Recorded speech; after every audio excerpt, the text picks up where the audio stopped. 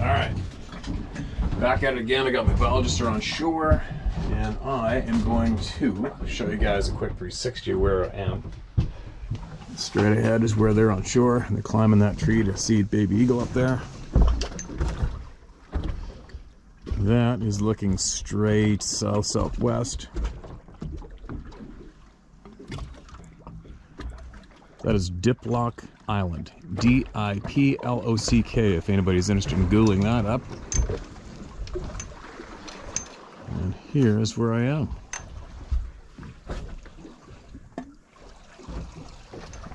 So, well, I'm sitting here for I don't know how long. I'm gonna get people's voices heard. Not a bad gig, huh? No pressure of having to catch fish. Where these waves are coming from. Now, what do we got? Listen to this one. Let's get right into it. Mark is red. Alright. Good day, Steve. I won't mention my name due to my area of employment. I live in Bay City, Texas. June 24th, around 4:15 a.m., I walked out of my front door to walk one of my dogs. Immediately to my left, I noticed something take off towards the back of my house. The feeling in my stomach wasn't a good one. The house next door is vacant and the backyard is overgrown tremendously, which makes a perfect staging area. There's also a public park at the back end of my property. However, I still needed to walk my dogs to use it because I work 14-hour days.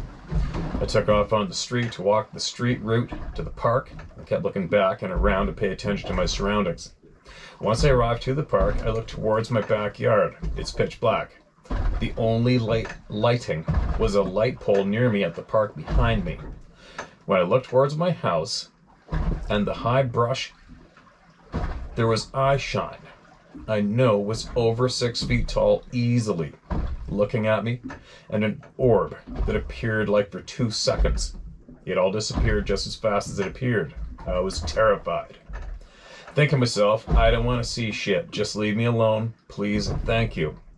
I used to be so terrified to the point of leaving my home for weeks before returning. I never told my family the reason. I didn't trust telling anyone, fear of being labeled crazy. I've been able to trust and tell 2 people over a 2-year time span. One of my friends had her own encounter in Oklahoma, so she understands me completely. Now I get mad, Steve, because I don't want to be bothered by whatever it is at all. I'm not trying to have any kind of encounter whatsoever. I want to be left alone. But whatever it is, keeps on visiting my property during the middle of the week, it seems. I added motion sense lighting on all sides of my house. It doesn't seem to work. And I keep my dogs inside. I love them. I can't imagine leaving them outside knowing what I know. I don't believe I'm the only one in my neighborhood experiencing something, but as usual, nobody's talking. However, I don't blame them. I sent you 2 emails some time ago. I'm not sure if you've gotten a chance to share. Thanks for this platform and for all that you do helping people to have a voice on this matter. Hot as hell in Texas. No doubt it's hot. Thanks for that email. Kind of sucks to have that nervousness of talking. It's too bad you didn't have the emails of everybody in your neighborhood and you could just shoot them this video and then just start banging on doors and seeing who wants to talk. I don't know what more I can do to encourage people to quit being scared of people. I don't like being scared of anything myself. If I find myself nervous of something or scared of something, it pisses me off, and I will expose myself to whatever that issue is until I get over it. But that's just me. But I just wish I could somehow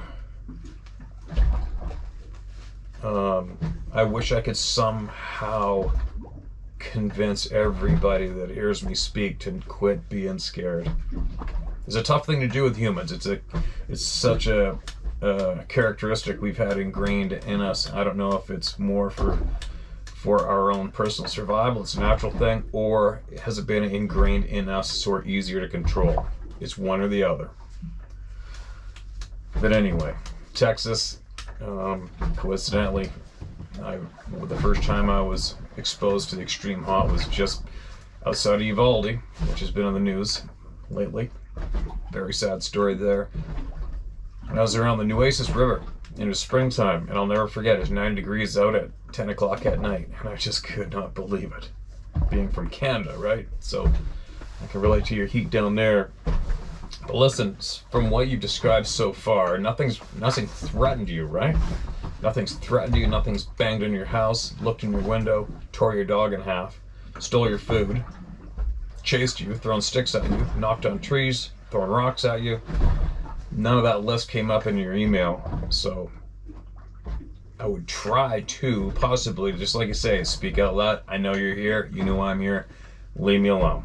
Just leave me alone. Works for me, but it doesn't sound like you're in any kind of danger. You might want to just keep practicing that and keep telling yourself as well, hey man, I haven't been threatened in any way. I'm not in danger. But go with your gut. No matter what I say or anybody else, you go with your gut on everything, right? But it'd be good if you could share this video with your neighbors at least, and so you can get somebody to talk to, right? There's a lot of people here to talk to, that's for sure. That is for sure. And you need, again, email again. All right, that helps. Email again, email more. All right, this is titled A Long Bigfoot Story. It doesn't look long to me. Let's get into it. I'm not sure about the date, but one early morning in the summer, maybe 15 years ago, I stopped by my next door neighbor to say I was going up in the mountains to check on huckleberries and whatever else. We lived in Spokane County, and at the time I frequented the mountains to the north and east. She said she wanted to go with, and so me, my two Great Danes, and her took off to North Idaho, north of Nordman. Heavy wilderness, very rugged mountains, absolutely gorgeous country. We got to the first stop and parked. Right away we found that at that time all the fire road gates were closed and locked, but you could still walk in.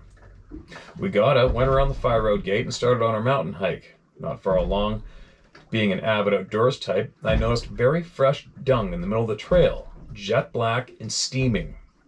As I stopped to check it out, my Great Dane Ava passed it by like it wasn't there. This is the first indication of something odd going on, as she had a biological problem. She ate all dung she came across. I tried to get her to quit that quirk, but nothing I did worked. Her being an alpha female and very headstrong, my buddy Janet was next to me, and since I stopped, she too stopped, saying, "Should we be worried?" I said, "Nah." "And why would you worry? We have Loki and Ava along." We moved forward, but I was more alert since that dung was so fresh, and the fact that Ava walked right by it, not giving it a second thought. To ease Janet's unease, I called Ava over and told her that Janet was nervous, so stay with her. Ava stuck to her like glue. Where just prior to that, her and Loki had been circling us in a very wide circle, checking our entire surroundings and having a blast. Janet felt more at ease with her bodyguard next to her. Meanwhile, Loki had come in as well. And as we continued, he walked right ahead of us about 30, 40 feet, and suddenly stopped dead, like he hit a brick wall. And I could tell that he was listening to something that we could not hear. He was cocking his head back and forth, listening intently, like someone was talking to him. I said, "Hey, Loki, is everything okay?" He turned, looked back at me and Janet, wagging his tail like, "Yeah, all's cool." He came back to us since we stopped, and I said, "Since all is well, let's keep going." So he took off ahead of us and again hit that same spot, stopping like he hit a wall. But this time you could see that he was not just being talked to, it was more like he was being scolded. Check my surroundings, all good. I'm drifting right now, you guys. Loki hated being yelled at or talked to in a harsh way. Again, I said, "We okay?" And he again wagged his tail. But when I said, "Are we going to keep going or not?" he turned around and bolted for the truck, running downhill fast. I then turned to Janet, saying, "That's our cue, you." "Oh, that's our cue." And we too headed back to the truck. As we're walking down the hill, one side of the trail went up the mountain covered in very heavy brush about 12 feet high. On the other side was a pine grove leading down to a whitewater stream. All the trees had been limbed up about 12 feet, so you had a clear view to the water down below. That too should have been something to take note of as we were in the wilderness. As we're walking down, we encountered that horrible stench, a cloud very heavy, and we could not escape it. Suddenly Janet stopped and said, "Something very heavy is coming downhill behind her." And then she said, "It stopped right behind her. Can you see anything?" As she was looking at me with her back to that very steep, brushy side of the mountain, I looked past her and saw a face watching us about that 12 high brush, about 12-foot high brush. Okay, let me read that again. Typo. I looked past her and I saw a face watching us above that 12-foot high brush, but told her, "No, nothing's there, let's go," not wanting to freak her out more than she already was. We got down to the truck and, being right next to that whitewater stream, decided to take the dogs over to get water. But the dogs not drink. That water was freezing cold. I noticed right away that there was gold all over that stream bed.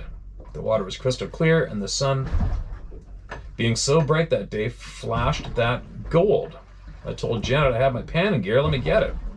I tried my best to get some of it, but the speed of the water flow and the insane coldness made it impossible. We tried for over an hour and finally gave up. We packed up the gear and dogs, heading deeper and higher into the mountains. As we were traveling about 15-20 minutes down the road, all of a sudden I noticed my hearing, vision, and head cleared up, not having realized anything odd was happening during our encounter. I immediately said to Janet, "Did your senses just clear up? I think we had an encounter with a Bigfoot back there." She said, "Yes, hers cleared up too, and isn't it cool we had that encounter?" Now I get it. Bigfoot has the ability to mentally control its surroundings. The next big reveal is the fact that when I told one of my native friends about this encounter, he matter-of-factly said, "I know that stream well. There has never been any gold there."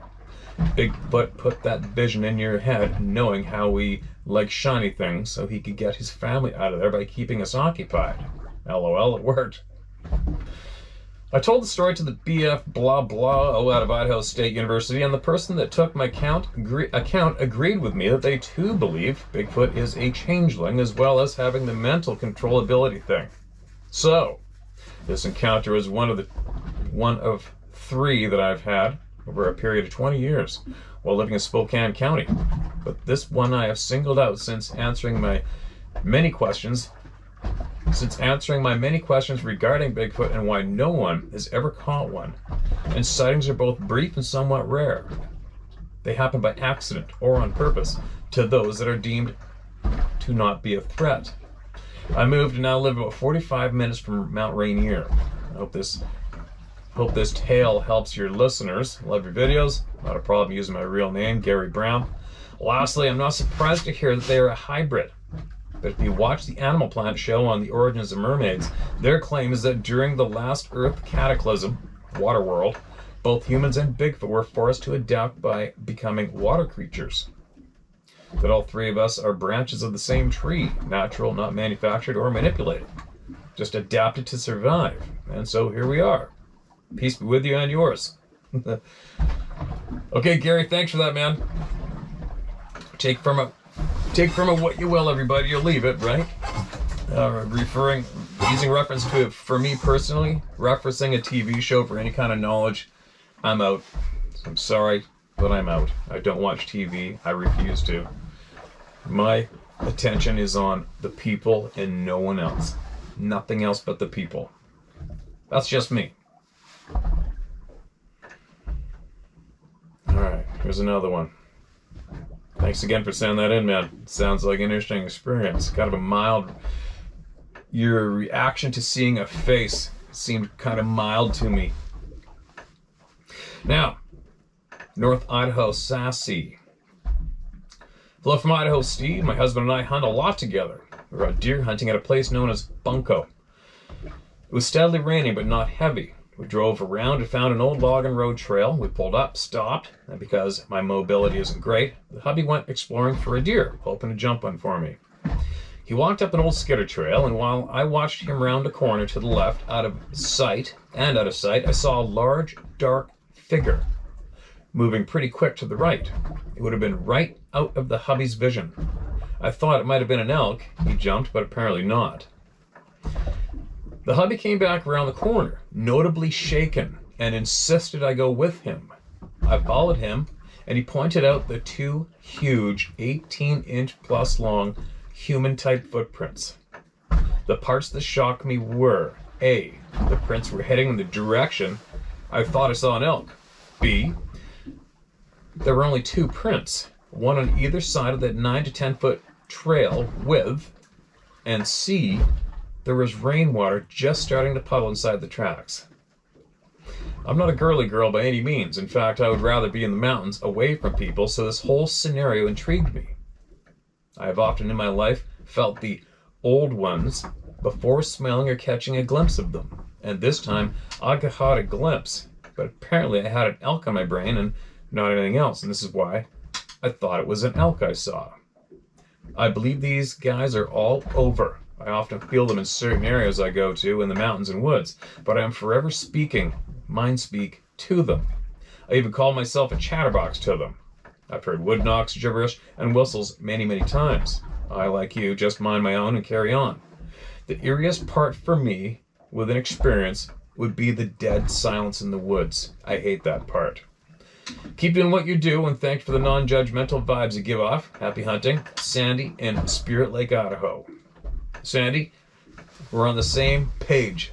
I can feel the pressure from numerous areas I frequent, and I agree. I don't like the dead silence either.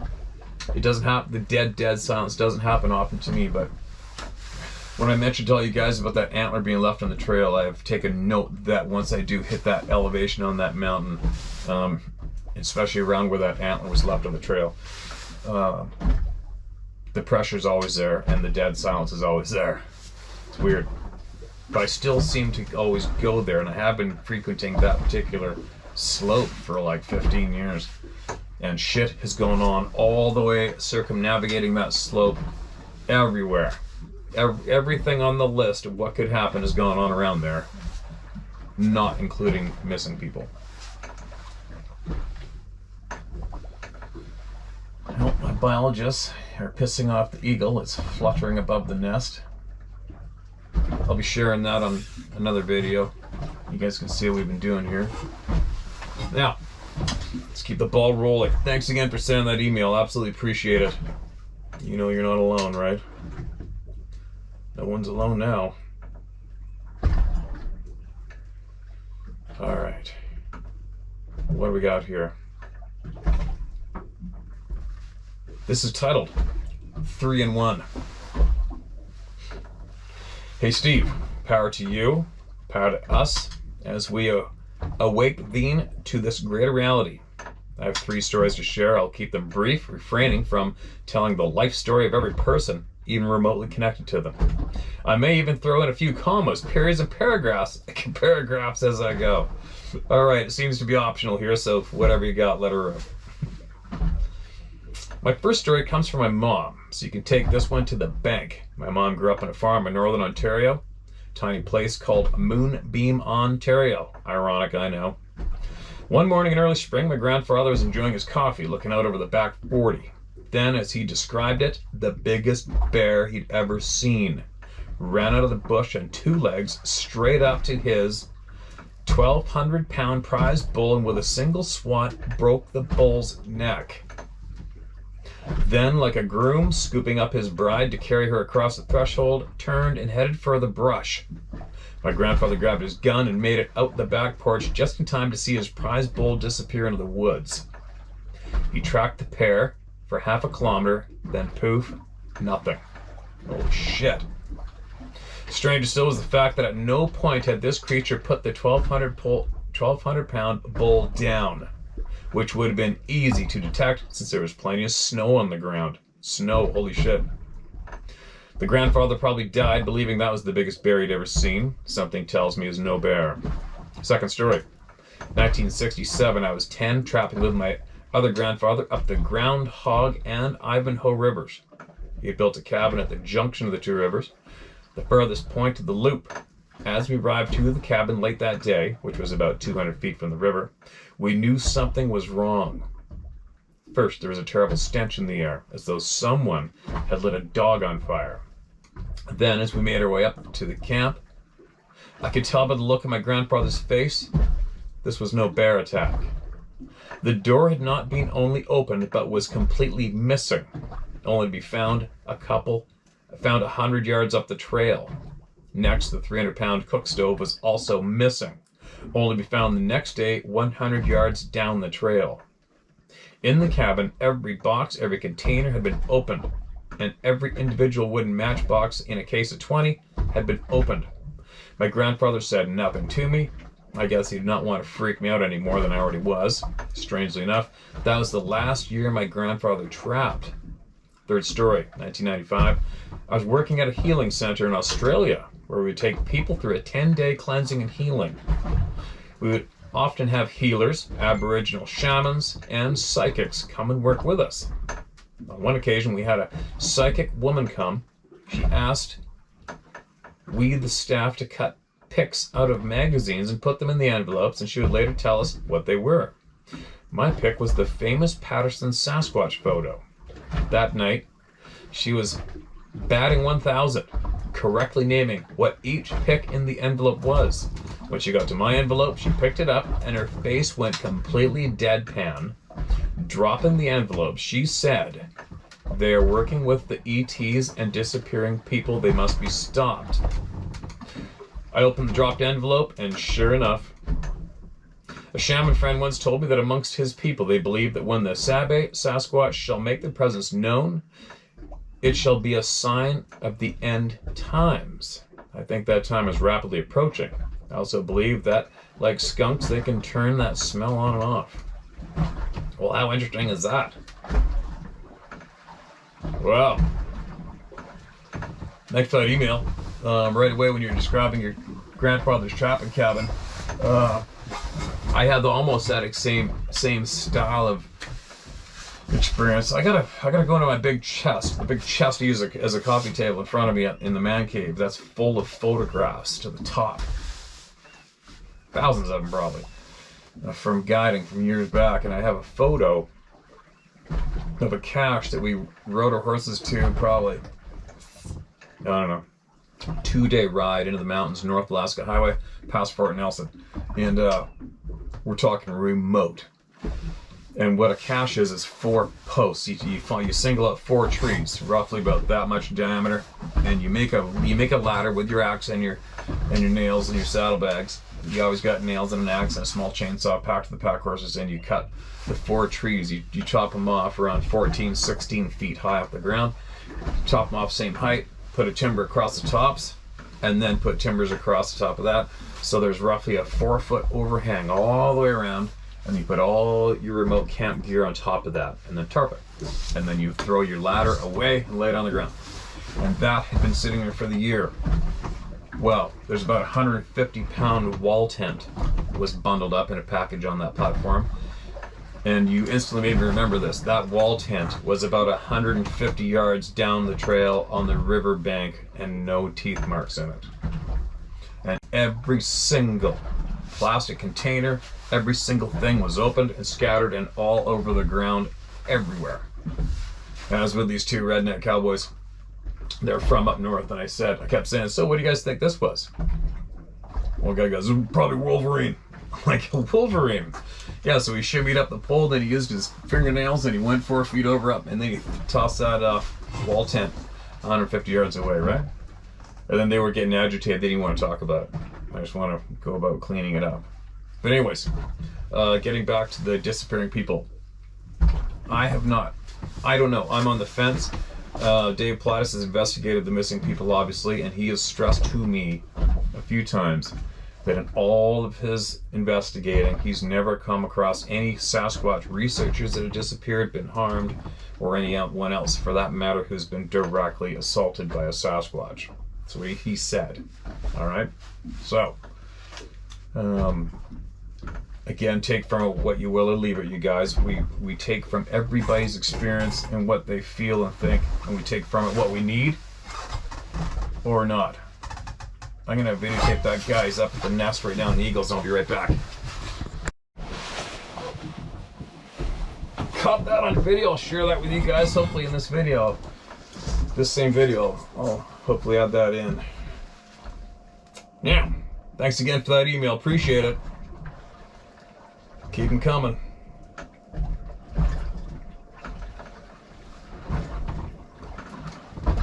All right, here we go. This is red. You know, I got 10 emails done yesterday. That was pretty good. 10 people heard yesterday. Hi, Steve. My name is Pat McKenna. You can use my name. I don't care. Good for you, man. I was born and raised in Western Washington. I'm not an avid outdoorsman, but I spent a good part of my life in rural areas and enjoy the beauty of the backcountry in and around my area. My experiences may not be as intense or surreal as others, but they're experiences. In the nearly 41 years I've been riding this weird blue rock we're on, I've experienced some pretty crazy shit. The off-topic ones I won't go in depth on, but I've dealt with the paranormal since I was 3 years old. As it goes, I'm fairly sensitive in that area. I'm kind of a magnet for the bizarre and effed up. Anyways, down to it. There have been countless times I haven't given a second thought to until I started watching your channel. Like being at a remote spot at a river and hearing rocks thrown in when I know there's no one within miles. One time that stands out is while camping with family out around Mountain Loop between Darrington and Granite Falls and hearing whoops on the hillside. I've even woke to people speaking what sounded like loud gibberish off in the distance in the middle of the night on one occasion. I kind of wrote it off as a drunken banter from neighboring sites, though looking back, nobody occupied the sites the noise was coming from. I never attributed any of it to Sabe until recently. My most intense experience, however, came when I was 15, about 1997, I think. One sec.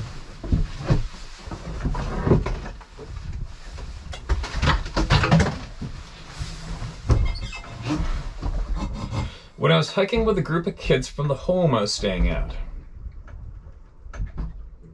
We were about 7 days into a 10-day hike in the Cascades near Elam, Washington. Clellam, Washington? The staff of the group I was hiking with decided to split us up and have us build our own shelters away from the core camp. I went out about 100 yards from the main camp and set up. The staff came through just before dark to check on me and bring dinner. I ate my dinner and shortly after that lay down to sleep. At some point in the night, I woke to footsteps outside my improvised shelter, which consisted of 2 black garbage bags and a small 3x6 foot tarp in the traditional tent/lean-to type configuration, tied between 2 trees about 6.5 feet apart. The opening was in the center, around where my waist was. At first I thought it might have been one of the staff, but it was pitch black out. Not even moonlight was getting through the trees, so they would have to have had a flashlight. Then I thought maybe it was a deer, but the footsteps seemed way too heavy. I could feel them. That's when I got scared. I froze. I couldn't breathe, and all the hair on my body stood straight up. We had seen a black bear earlier that day, so my brain immediately went there. My brain was racing. I was $150 soaking wet. No way I could take a black bear, and this damn thing is now less than 5 feet from me. It stopped just outside the opening in my shelter, close enough that I could hear it breathing. But it wasn't sniffing around like a curious critter would. It was a long, deep breaths, and it sounded like they were 7 or 8 feet above me. I wanted to scream, but I just lay there holding my breath for what seemed like an eternity. Then it talked to me in my head, and it said, "Don't be scared, you are safe." A wave, let me check my surroundings, the wind's coming up, pushing me closer to shore. Then it talked to me in my head, it said, "Don't be scared, you're safe." A wave of calm came over me, and without a sound it was gone. My brain continued to race for what seemed like forever, but I did manage to get back to sleep. I asked around in the morning who checked on us, and asked the other kids if they had heard anything. Nobody checked on us, and everyone had stayed put for the night. They could see I was freaked out and reassured me it was probably just a deer. That's the story I stuck to avoid any ribbing from others. I've always listened to people about things like this without judgment, and in turn have shared my own experiences. But I've never felt comfortable sharing this one until now. Thank you for what you're doing here. I've been on the fringes of society, watching the world slowly succumb to the will of these sick, power-drunk freaks that are now blatantly dragging us all to hell with them for over half my life now. If we knew even half of the information they withhold from us, there would be an uprising of biblical proportions. They know it, and it scares them. They don't want us armed with the knowledge of our ancestors or the means to defend ourselves from their tyranny. Absolutely agree. Stay strong, neighbor, and keep doing what you do, and thank you. Thank you. Absolutely appreciate you and your time that you just generously gave to all of us. It's funny, just had a thought reading that one about the hair standing on end. Because you know how we are all energy. Obviously, there's no doubt about it. We are energy, our bodies hold energy. And you know when you have friction, you know, static electricity, we call it static electricity, and it makes all the hair stand up, rise up. I was wondering about that. Now, is it the energy of whatever it is that freaks us out? Is it energy that's making our hair stand on end?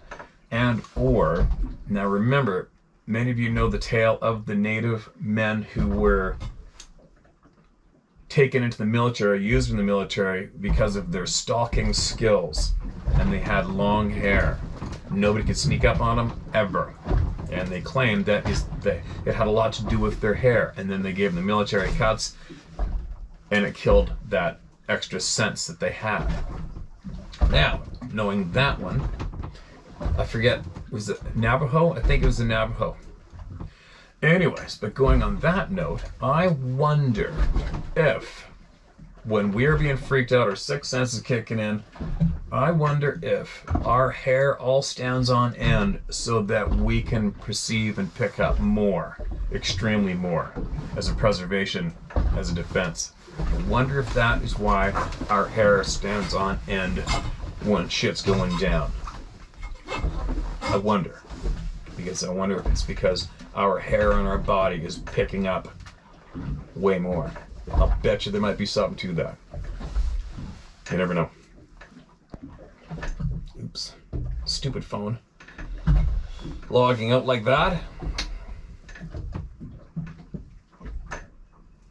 Alright. Where are we? Gotta get back down the list. Olympic Peninsula. I grew up looking across the ocean to the Olympic Peninsula. Hello, Steve. It all started with a Bigfoot show on a Friday night on TV. It was the night before opening day of modern firearms season for deer in 1987. My brother Steve and I watched the show at our own homes. We talked over the phone and made plans for the next morning and laughed about the Bigfoot show. My brother was 25 and I was 19. The area we headed out to was an area just north of Aberdeen, Washington called Bear Gulch. I've not known this particular road he had scouted days earlier. I remember the intersection on the Logan Road as it was very unique. We left the truck in the moonlight and walked quietly down this road. It had alder trees that were rubbing on our arms, even though we were walking in the middle of the road. This road was simple. Everything on the left had seedlings that were 3 to 4 feet tall. Everything on the right was marketable timber, 100 feet tall. I guess the roads were punched in and rock laid down and the trees were stacked along the road. And all the way to the end was a field with little swamp grass in it. Around. I took the second road to the left. I snuck out close to the end to wait and let it get light. I was packing my 30-30 Winchester. My brother continued on with his 30-30 Winchester. We'd had a scope. After I could start to see, I snuck out the rest of the way to the end of the road. For almost a minute, I could hear some twigs snapping just off the road below me. The land sloped down and away from the road, but very walkable orange clay. If it was dry, and it was, I snuck out maybe 20 feet and down 8 feet. I could still hear the twigs snapping. All of a sudden, small rocks. Sorry, I just gotta look at the shoreline. I'm getting blown in now. All of a sudden, small rocks the size of nickels started to land all around me with the force of someone tossing them underhand from up on the road. I said to my brother, "Knock it off, there's a deer down here." The rocks didn't stop. So I became angry, and I walked back up to confront whoever's throwing the rocks. I thought maybe I'd screwed up someone else's hunt, if it was not my brother. I get up on the landing, and my brother's not there. Nobody's there. The road is 80 to 100 yards, and I can see very well, and nobody's there in the seedlings. I'm dumbfounded. The rocks had stopped before I could see up on the road. About 10 seconds later, much bigger rocks started to land all around me. They were bigger than a baseball and smaller than a softball. One would land about 20 feet in front of me and roll and bounce close to me. They would have knocked me out cold if it was to hit me in the head. I looked up into the trees to see where the rocks were coming from. They were coming out of the trees about 8 feet below the tops of them. I was still not thinking Bigfoot. They're not real. I was thinking anti-hunters up in the trees with huge slingshot to get rocks to go that far. For 2 seconds, I pointed my rifle up at the trees and realized I could not see who was throwing the rocks, but they could see me. I put my rifle down to my waist and crouched behind a big stump. A few minutes later, I could see my brother about 800 yards away and walking back up the other road. He was going to walk right under the trees the rocks were thrown from. I was still scared and angry at these anti-hunters. My brother walked out my road as I stayed behind the stump. He walked up and said, "What's wrong with you? You're white as a ghost." I showed him all the big rocks had been thrown, 10 to 15 of them. They had a different hue to them. They were river rock and not orangey from being near the clay. I had a death grip on my rifle when we walked out to the truck. I didn't see anything up in the trees. The very next weekend, my brother talked me into going back out there to the same road. The weather was different. We didn't think the anti-hunters would be there, and it was foggy. We separated again. He went straight down the road like before. I went to the right, this time into the timber, but stayed on the road to check for tracks in the clay. I couldn't see more than 50 feet or so. I walked along one side of the road looking in the clay for tracks all the way to the end. The road turned to the left and went down gently. At the road end was a big landing for log operations in the future. As I started back up the road, I saw the front half of a Bigfoot print with toes and no claws, and it was fresh too. I was in the club.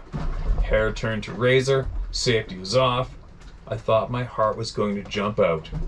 My hearing went away, like in a war movie, muffled. All I could hear was my breathing and heartbeat. I humped it up and out of there, never to return. Over the years, I've told some people, but I'm amazed at how stubborn people can be that wasn't even there. The arrogance of that. Your channel's been a big help. I always knew that throwing a rock that big requires a thumb, but couldn't understand no one on the landing throwing the little rocks. Your channel has answered some of the questions I've had all this time. They must have cloaked when I reached the top of the road. Another question is, are they marsupial? Have a pouch? How did they get all the rocks up there?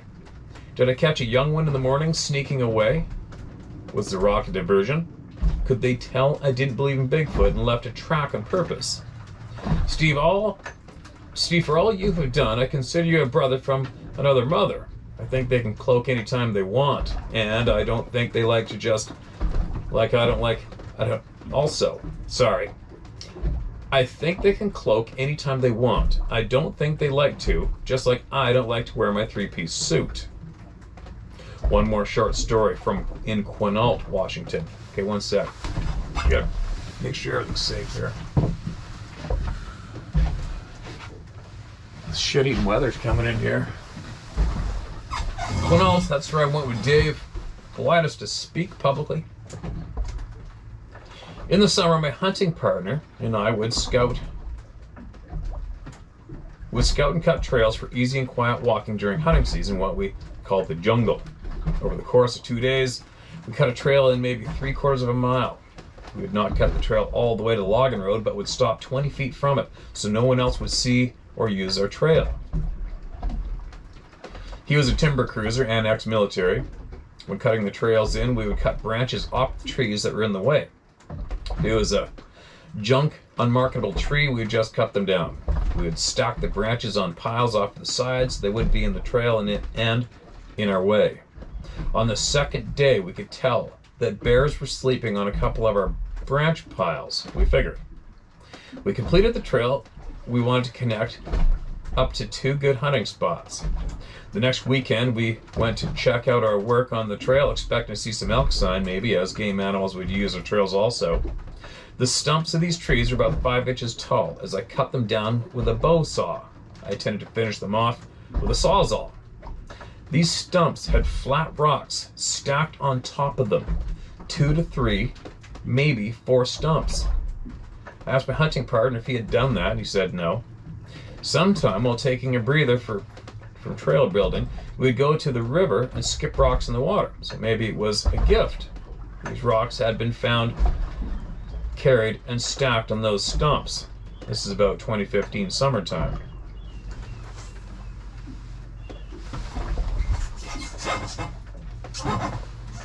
One more short orb story if you want.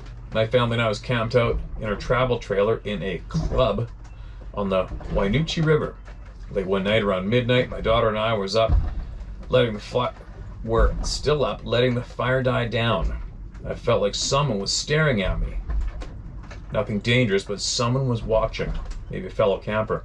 I was seated in the camp chair that rocked back and forth, so instead of getting up, I just pushed it back, stretched my neck, and back to look. And there was an orb, about 20 feet off the ground, about 50 feet away, a little bigger than a basketball, almost perfectly round, but it was oval, like egg-shaped, only the fat end on both. It had definite edges, no fuzziness, and it was silent. I told my daughter, who looked up to see it. It slowly went towards the river, going into the trees, but still did not make a noise. We got up, went in the trailer, locked the door. A few days later, my daughter and I was talking, and it sounded like she saw something different. I had her draw it. It was different, and what she saw was more directly above us. I was scared, but not freaked out. I've hunted Colorado, Wyoming, Montana, Washington, and Oregon, mostly for elk, but the Olympic Peninsula is my favorite. Steve, I almost met you and David Plattis at the casino on the coast. I didn't want to catch COVID, so I didn't go. I later did in September 21, spent 91 days in the hospital in Seattle, the whole month of October, incubated. I missed all of last year's hunting season, but lived. I came home in late December on oxygen, 24/7 now. Damn. But I'm still healing. Maybe it won't be a life sentence. I had 3 months of how to hunt to catch up on. Thank you, Steve, for getting me back out there through you and your camera. I know we're not the apex predator out there. I packed my 44 mag with my own hand loads, 300 grain partition handgun along with a Remington 30-06. I don't want to have to shoot whenever. Signed me, Olympic Peninsula Chris. I spent time admiring Vancouver Island from Hurricane Ridge. Well, there you go. Throwing the rocks. Don't know why they do it. Haven't a clue. I have a feeling from what I'm learning from our First Nations friends, it's young ones that do that, from what I understand, messing with us. From what I understand, most of the messing can be attributed to the young of them, apparently. What else? I know of a logger on Vancouver Island working for a logging outfit, a welder who's working on a gate, and came across 3 heads of deer that have been basically twisted off of the bodies and left on the ground. And while he was working on the gate, small pebbles were bouncing off the hood of his truck from the timber above him, and he took off. Your story reminded me of that story that I remember reading years back.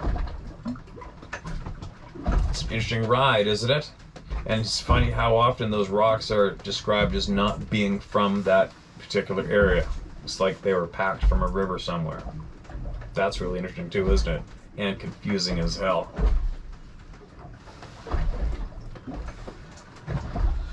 But anyway, I think I have yet another hour left here because they just snatched that eagle baby out of the nest and they lowered it down to the ground, and the biologists are going to be taking samples from it and then sending it back up the tree, and then the guy's got to climb back down the tree, and then they all got to pile into my Zodiac, come back out to me. So Man, what happened to our view? This weather sucks.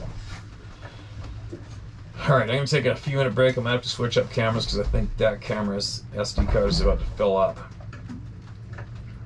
Keep them coming in. That Olympic Peninsula, I've been curious. I'm guessing it's predominantly black-tailed deer across the whole peninsula, right? No mule deer, I'm guessing. I know there's a pile of elk there.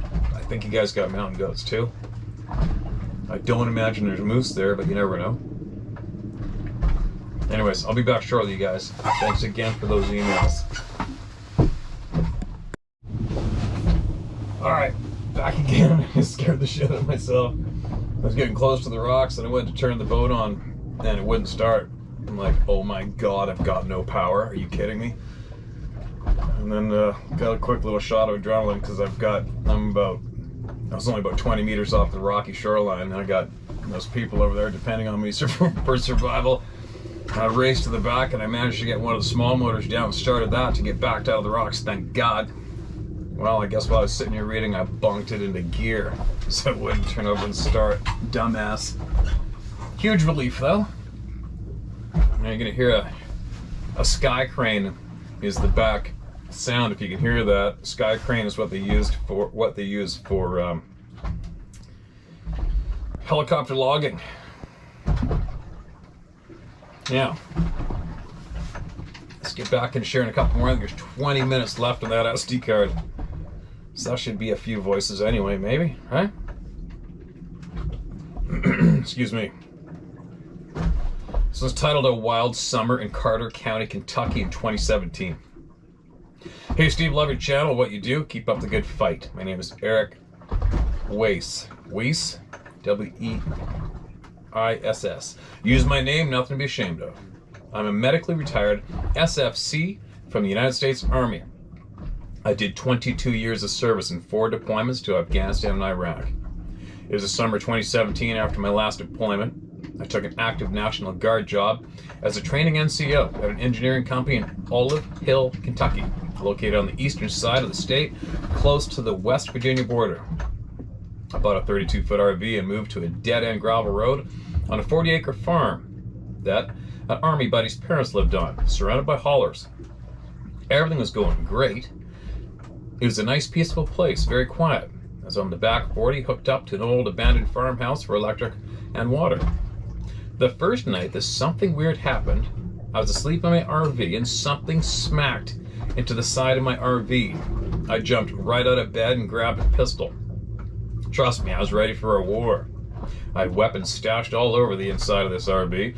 It was just me living there, so I was not worried about my kids getting my weapons. I may have been a little paranoid after my 4 tours of doing route clearance and convoy security. I was one of the few that dismounted with a metal detector to find the bombs. Sorry, I'll read that smoother. I was one of the few that dismounted with a metal detector to find the bombs on the road. Ugh. We were stationed on the Afghan-Pakistan border, and trust me when I say it was like the Wild West. We got more action than we could have imagined. But no giants or Bigfoots, lol. Back to the banging on my RV. I also ramble, lol. Okay, man. Make sure I'm not gonna hit anything. There's a boat fishing off to the side of it. I thought that maybe a tree branch or a bird flew into my RV. My curiosity had me, so I grabbed a gun and a spotlight and went outside. Nothing, not a branch, dead bird, nothing. I heard no noises in the woods, come to think of it, and it was super quiet. And at the time, I was not thinking of Bigfoot. This happened probably once a week for 2 months. And every time, nothing, no signs, no noise, no thought of Bigfoot. Another time I was walking down the road around midnight from the main farmhouse to my camper. After having a bottle of courage juice around a fire, I was about halfway to my camper. It was a dark night, no moon, when all of a sudden I had a horrible amount of fear come over me. I mean, I felt terrified, as if something was just inside the woodline, back in the darkness, and I could not see a damn thing. I don't think I ever felt this terrified, even in Afghanistan or Iraq, when I had that gut feeling shit was about to go down. The next thing that happened was the biggest mistake I've ever made in the woods, even with a pistol on my side and a fifth of courage juice in my system. I ran with everything I had for the next quarter mile to my camper, and I mean Usain Bolt would have not caught me that night. I hear what you and David Plaitis always say, do not run. But for some reason I was gone. It was stupid, but I made it, and now I laugh at myself for it when I think about it. I had this uneasy feeling 4 other times way back in the sticks and the trails. I was not alone on these trips. It's not as bad though. Twice, I had the farmer's grandkids on my Polaris with me back at the waterfalls. I did not say anything to the kids, I just got us out of there.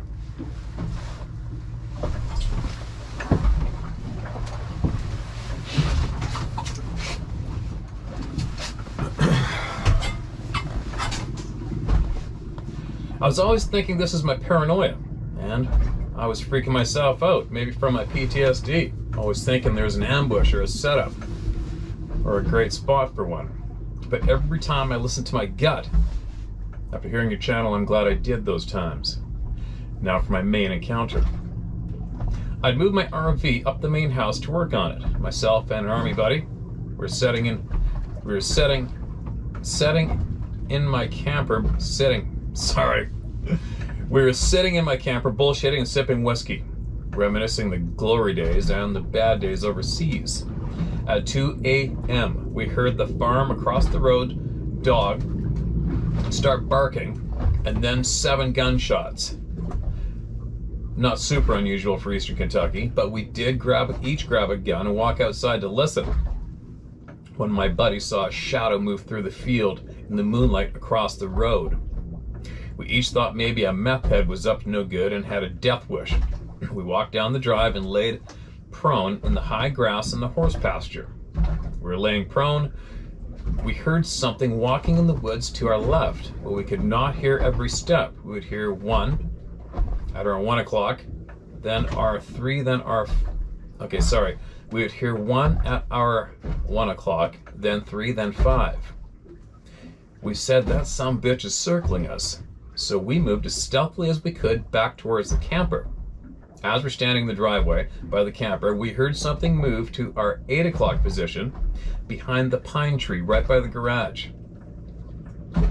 With adrenaline pumping, an itchy trigger finger, some courage juice, and a buddy, neither of us wanted to be a pussy in front of the other, lol, and honestly a little irritated thinking someone has come out here to steal. We walked over to the pine tree, pistols drawn, and a handheld spotlight. I lit up the tree, and there, 10 feet up, was a set of eye shine, yellow eye shine. At first we thought, okay, we got an animal, a raccoon, a big cat, maybe a bear in the tree. But after staring at it for a few, the eyes were too far apart to be a coon, and the steps we heard were too big. Having enough of this, I gave my buddy the light and I said, keep the light on it, I'm gonna flush it out. I walked around the front of the garage to come around the backside behind it. Right before I rounded the corner, and I mean right as I was about to step around, I was hissed at, like a big cat would. I jumped out of my boots damn near and ran into the driveway. I was really freaking nervous. I just realized that was no meth head or coon. I was thinking a big cat. There had been a panther seen in the holler every few years to have her cubs and then would leave. We heard it walking off through the horse pasture towards the road. So we walked towards the road, took a prone position, and again, whatever it was, crossed the road. All we could see was a big blackish shadow in the field in the moonlight again. Laying there confused, all of a sudden, a pack of coyotes started howling. And I mean yelp, howl, bark. It was a big pack, and they're going nuts, but not but 150 meters to our 11 o'clock. Then the loudest roar, scream, growl I have ever heard in my life. It lasted at least 10 seconds, felt like it was on top of us. It went right through my chest. I could feel it. And then, just like it started, it was over. No coyotes, no noises, dead quiet. After this encounter, I came across your channel, and I've been obsessed with Bigfoot ever since. I was always somewhat believer, like 75%, but now I'm 100%. Trying to research the area and sightings, I've heard of a 10 to 12 foot grayish-white Sasquatch seen over the years in this area, Carter Caves, Kentucky. I heard that story on your channel. I was living 25 minutes from there.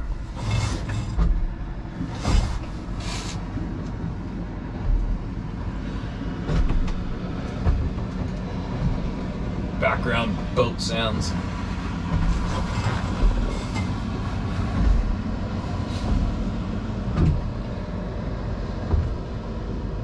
I struggle with going out in the woods at night and in the day now. I do not go out and enjoy the woods as much as I used to, but I'm trying.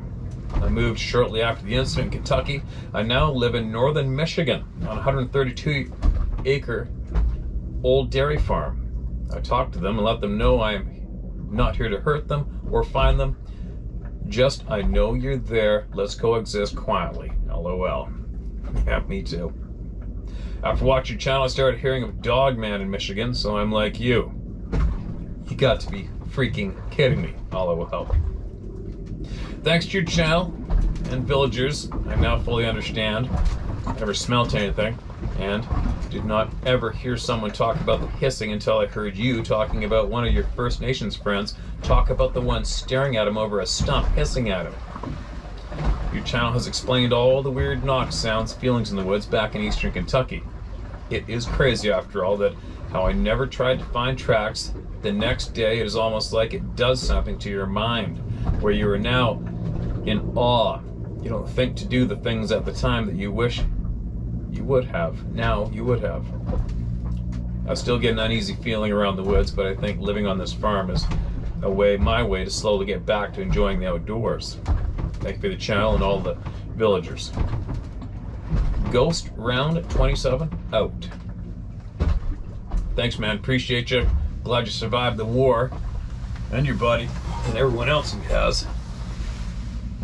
And again, I think that's so far 100% of our experienced veterans experienced at war. The terror of war. 100% of our veterans who experienced the terror of war have all stated the same, that this terror is far greater than the terror of war. That's not a feeling anybody wants, man. But what a skill, what a skill to have. Imagine if we could impose that terror on somebody at will. Can you imagine? Like I said that before, actually. And then, of course, my twisted little mind goes instantly to terrorizing dirty, filthy politicians. I would terrorize them until they were putting themselves in one of those restraints and threw themselves in a padded room and stayed there forever. I don't think I would relent until they were all in there together. That's just me. Anyway, I don't think I have enough room left on that SD card, so I'm gonna have to crack open my other video camera to carry on. I think these guys should be coming down pretty quick, and then we're gonna go off miles away later and find another eagle nest they have on record, and they flew over the helicopter the other day, and then see if they can't get another chick. Test it. Oh, there's somebody at the beach now. There's our arborist. Perfect timing. I'll be back shortly, guys.